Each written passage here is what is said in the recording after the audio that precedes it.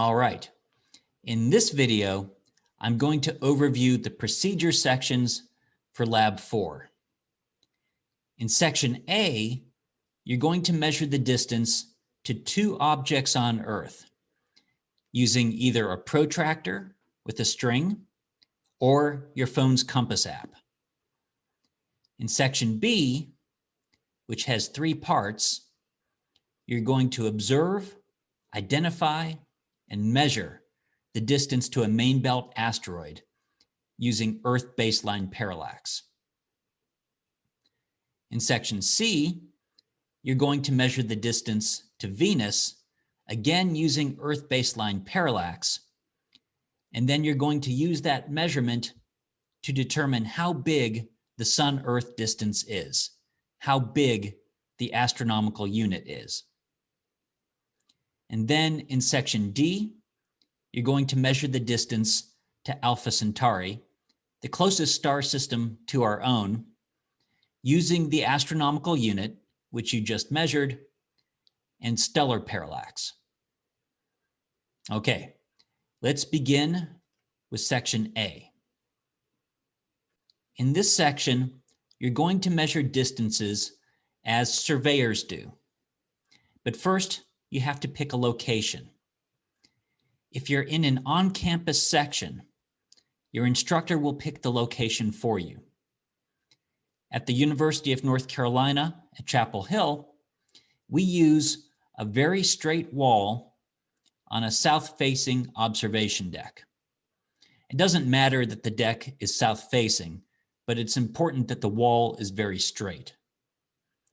Your instructor will pick 2 objects for you to measure the distance to, and these objects should be directly across from the wall, perpendicular to the wall.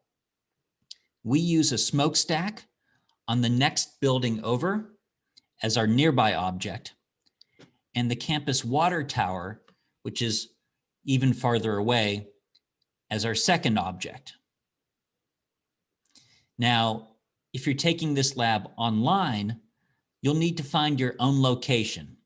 Again, you need a straight wall and 2 objects pretty much straight across from it. Some students do this indoors. In fact, if you're doing this yourself at home, you'll want to do it on a smaller scale because you will need to check the distances you measure with parallax by also measuring these distances with a tape measure. And that can be difficult to do if your objects are too far away. Okay, next, we're going to begin our measurements. Now, if you're doing this on campus, you should use a protractor, and the protractor should be provided by your instructor. It's the same protractor that we use in the Globe and Lights version of Lab 2.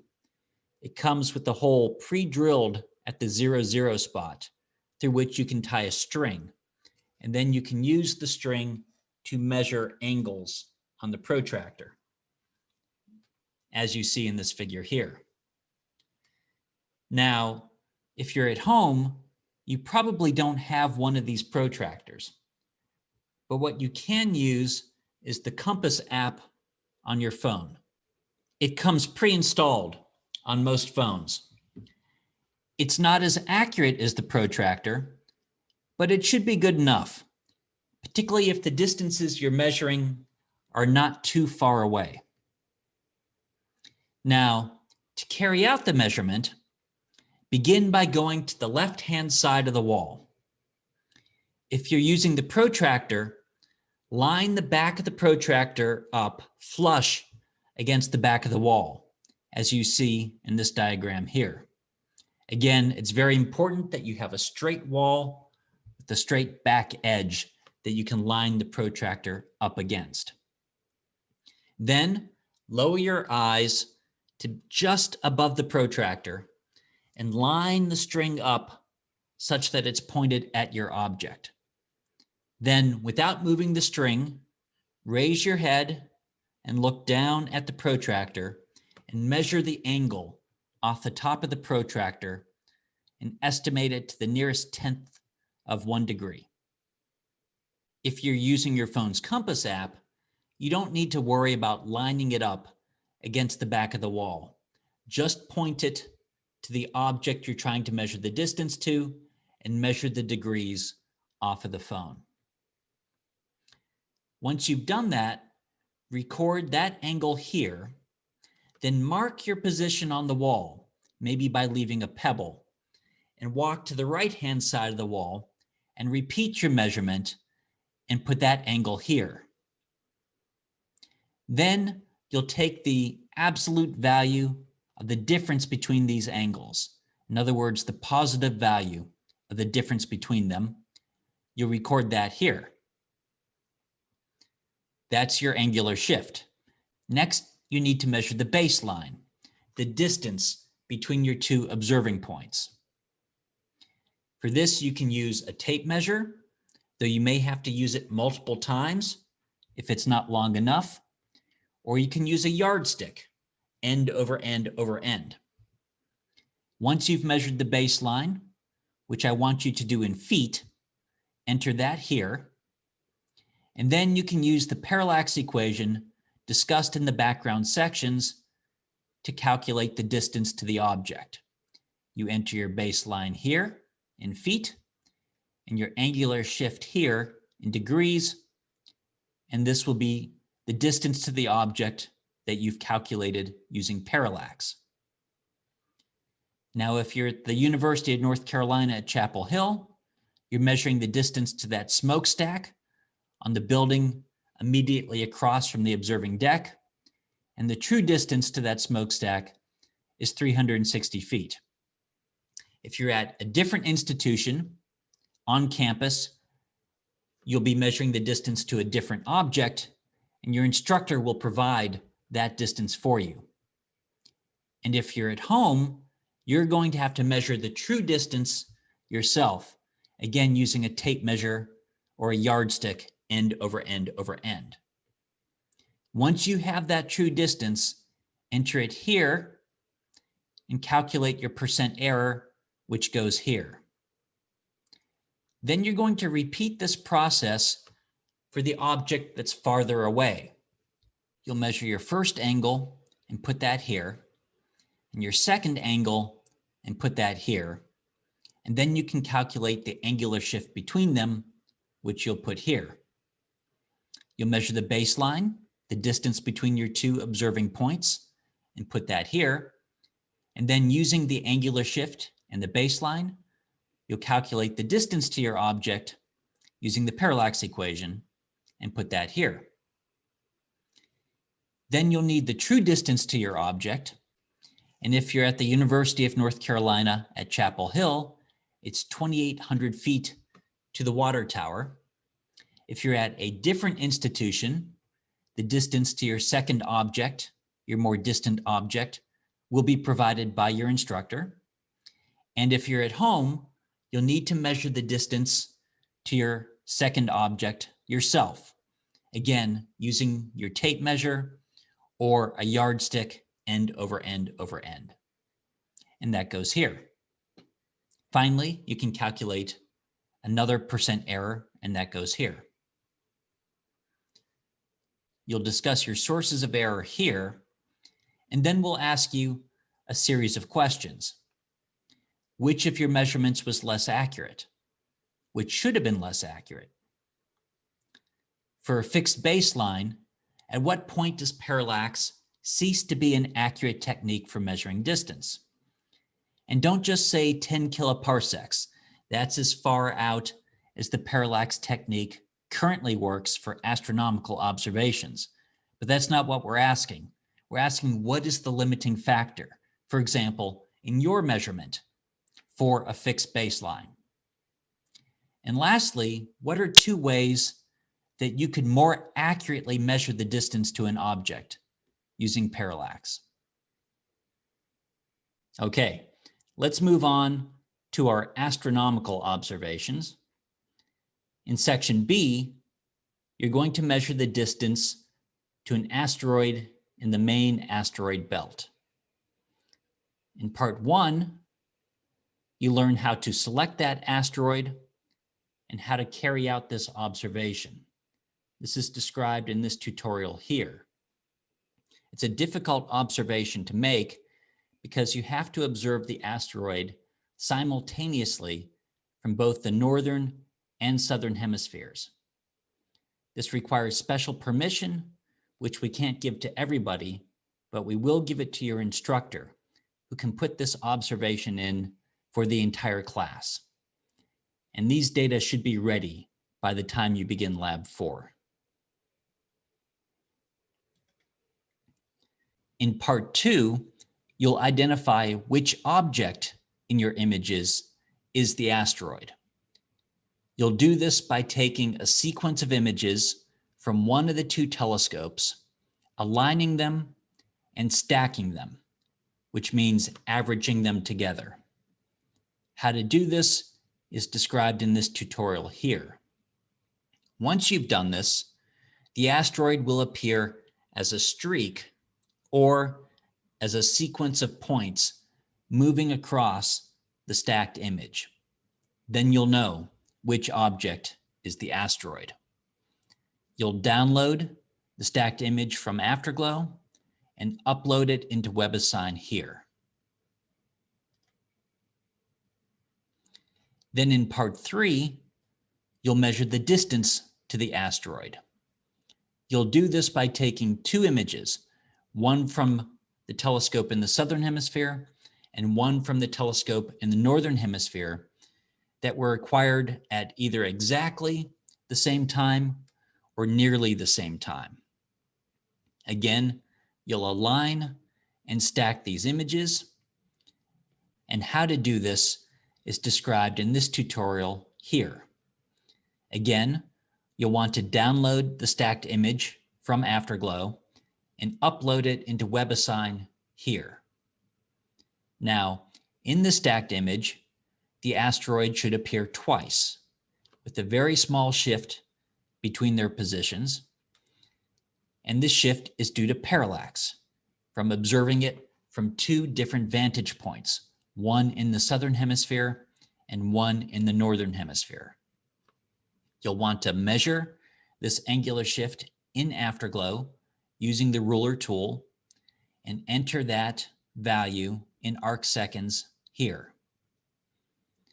Next, you'll want to figure out the baseline between your two observing points, and that will be some fraction of the Earth's diameter. In the southern hemisphere, you observe the asteroid using one of our telescopes at Cerro Inter-American Observatory. In the northern hemisphere, you observed it using one of these telescopes. Which telescope you used, you can figure out by looking at the image info, and then you know what fraction of Earth's diameter is between our two observing points. You'll want to enter that fraction there, and then all you need to know is Earth's full diameter in kilometers. Now, you measured this at the end of Lab 2, and I want you to enter the value that you measured here. And then I want you to enter the true value here. We're going to use the true value to determine the baseline because we don't want the errors to accumulate from lab to lab as we work our way up the cosmic distance ladder. So the baseline is given by the fraction of Earth's diameter from here multiplied by Earth's true diameter from here, and you can enter the result here. Then you can calculate the distance to the asteroid using the parallax equation. The baseline goes here, and the angular shift, which you measured above in Afterglow, goes here, but be sure to convert it to degrees first. Then you'll have the distance to the main belt asteroid measured in kilometers because your baseline was measured in kilometers, and you can enter that here.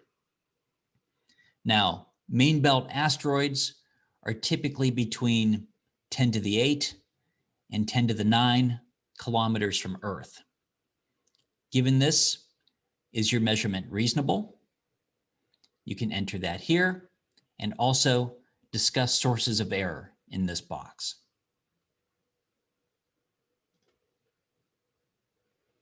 Okay, in the next section, section C, we're going to go through a similar exercise measuring the distance to Venus, but we're doing this for a particular reason, and that is to determine the size of the astronomical unit, which we'll need to carry out stellar parallax in the next section. So first, a little bit of background. Venus orbits the Sun once every 0.62 years. Given this, we can use Kepler's third law to figure out how far it typically is from the Sun. You do this, and you find that it's about 0.73 AU from the Sun. Now, Earth is at 1 AU from the Sun by definition. So when Venus is as close to Earth as it can possibly get, it's at 1 minus 0.73, which is equal to 0.27 AU from us. So if we could measure the distance to Venus at closest approach using parallax, we would know how many kilometers are in 0.27 AU. And consequently, we could figure out how many kilometers are in 1 astronomical unit. The problem is, Venus is very, very hard to observe when it's at closest approach because it's right in front of the Sun and we can't see anything. So instead, we've collected data when Venus was in this phase, which is a gibbous phase, and it's only in this phase when it's at this position in its orbit.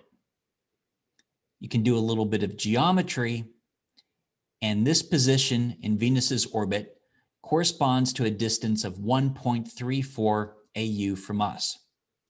So what we're going to do instead is measure the distance to Venus when it's 1.34 AU away.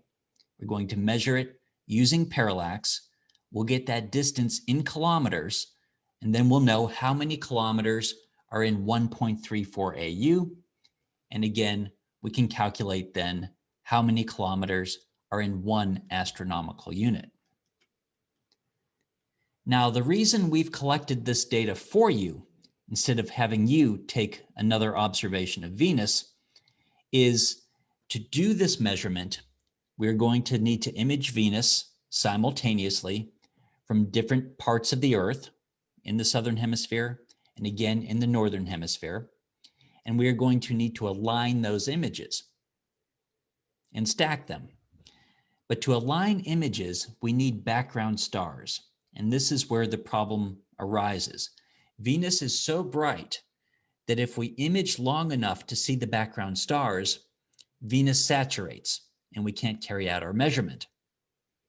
If we image Venus short enough that it does not saturate in our image, we don't have any background stars to use to align the images. Now, our solution to this problem was to use custom filters, special pieces of glass that block most of the light in the center of the image, but let most of the light through in the outskirts. We deployed these in the southern and northern hemispheres, collected the data that you'll be using in this lab, and these custom filters are no longer on the telescopes. You can access the data in Afterglow's sample directory under Astro 101 Lab, Lab for Parallax Venus.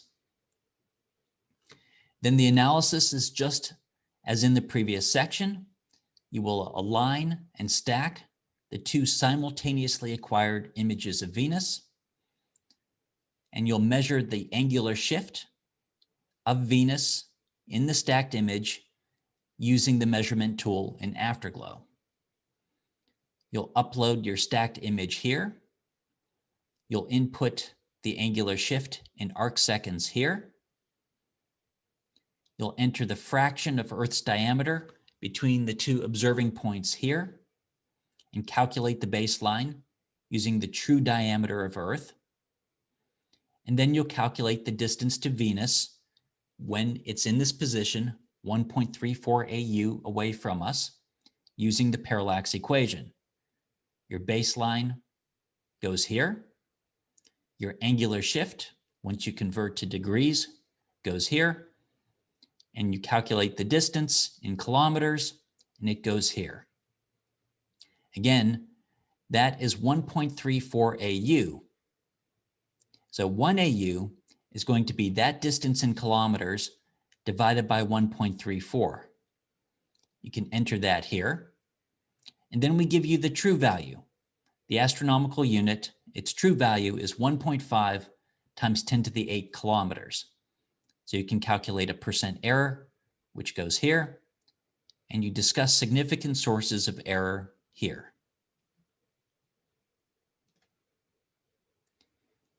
Now in the last section, we're going to use the astronomical unit and stellar parallax to measure the distance to Alpha Centauri, the closest star system to our own.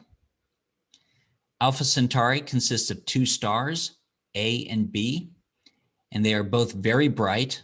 So we will again use these custom filters that block most of the light in the center of the image, but let most of the light through in the outskirts so we can align our images. And since this is stellar parallax, these images are taken 6 months apart, one on one side of Earth's orbit and one on the other side of Earth's orbit. You can find these images in Afterglow's sample directory under Astro 101 Lab, Lab for Parallax, Alpha Centauri. Then the analysis proceeds just as before. As with the main belt asteroid and as with Venus, you'll use Afterglow to align and stack your two images and to measure the angular shift of the object in your stacked image.